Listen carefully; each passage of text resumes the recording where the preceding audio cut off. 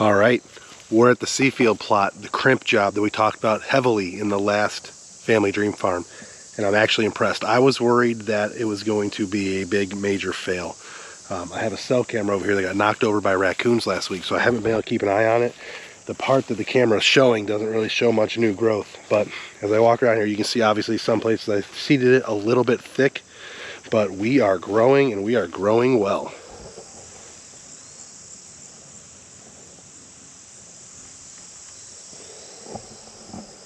That thatch must have put a good moisture barrier on it, which was the intent. Plus, it did rain a lot, and we get a lot of shadows from these trees, unfortunately, in the fall, but I'm very impressed. If you're on social media at all, I'm sure you've seen that we are all starting to get worried about EHD a little bit. It hasn't been reported in our area here for the Family Dream Farm, but some of the other areas we hunt, Southern Ohio at the Gore Farm, the Gore Camp down in West Virginia, apparently they're getting smoked bad. So I'm gonna walk a creek, check for some dead bodies, try and smell and see if there's anything, but our water looks good. Looks like it always does, so.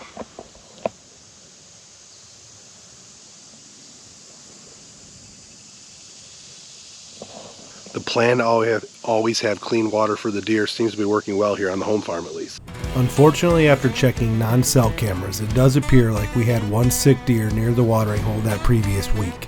Although with the state of how he looked, we doubt it was an EHD related death.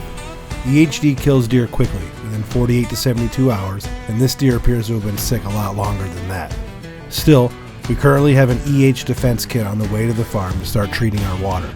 We will update you guys on the progress of that project as we get to it.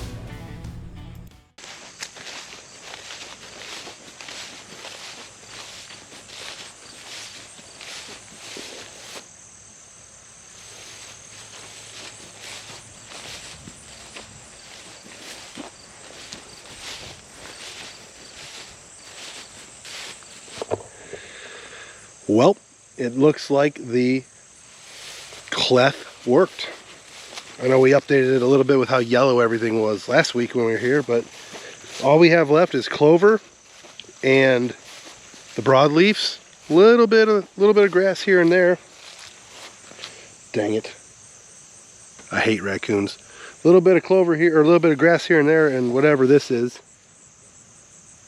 Stinging nettle or vetch. I think that's what Luke calls vetch or sledge or slev or some damn thing, but no, we're in good shape.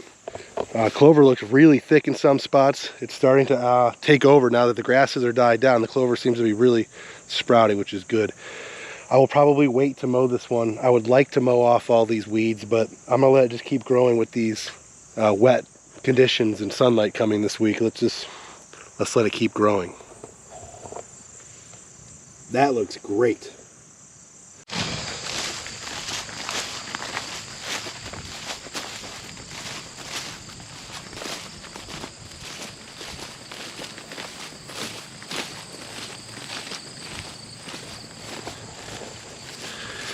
Mega plot looks like it needs a little bit of a mow, but the chicory is real thick.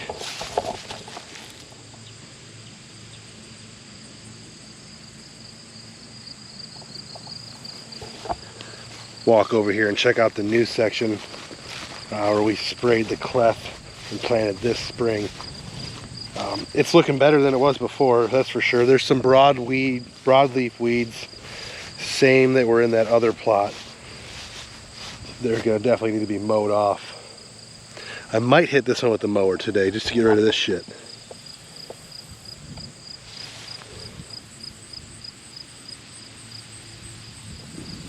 That's the sedge or vetch or whatever Luke called it on the podcast today. But if I can mow this off, the chicory under it is good. Spraying that cleft was a good idea. It worked. I might at least just mow this new section to kill these weeds and some of these flowering plants up here.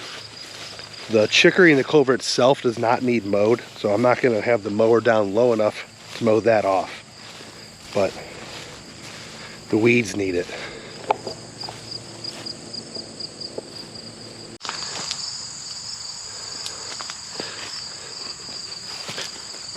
You want to really know what gets deer hunters excited? This little guy right here.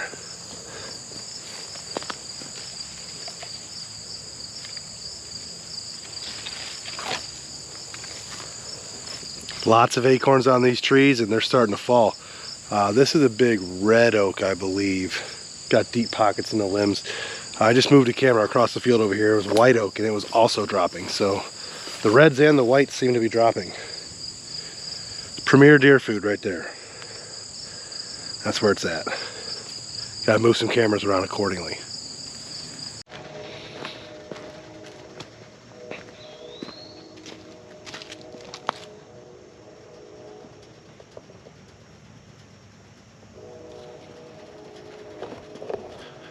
The brand new mosquito pit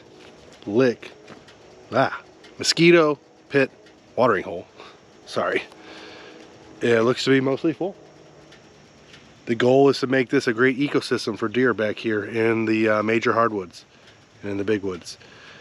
We're going to work with the EHD defense team guys to make sure that this does not spread any diseases. The good news is I've walked all the creeks so far today and checked a bunch of wet spots, and I haven't smelled any stink or found any deer. So it seems we have avoided EHD here on the farm. Still got a little bit of checking to do, but having clean water is a key to that. Obviously, this doesn't look clean. If you're looking at it, you're like, oh my God, that's the worst looking thing I've ever seen. It's brand new. Hasn't had a chance to settle. It's been dug, and about a month ago it got dug, maybe a little bit less, and been filling up. But we're going to work on making it more of an ecosystem here in the future. Eventually there will be a small kill plot around it. I'm going to signal out some oak trees and let them grow up. Kind of have more of the canopy, and there's a tree stand right over there that I missed a 158-inch buck out of a couple years ago. So that's a fun fact.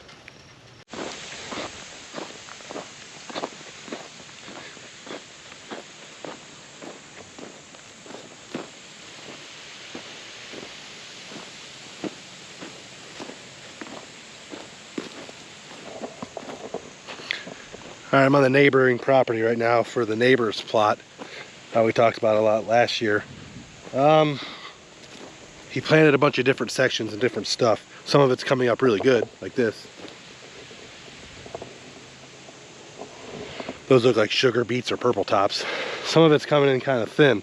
I think he planted soybeans over here.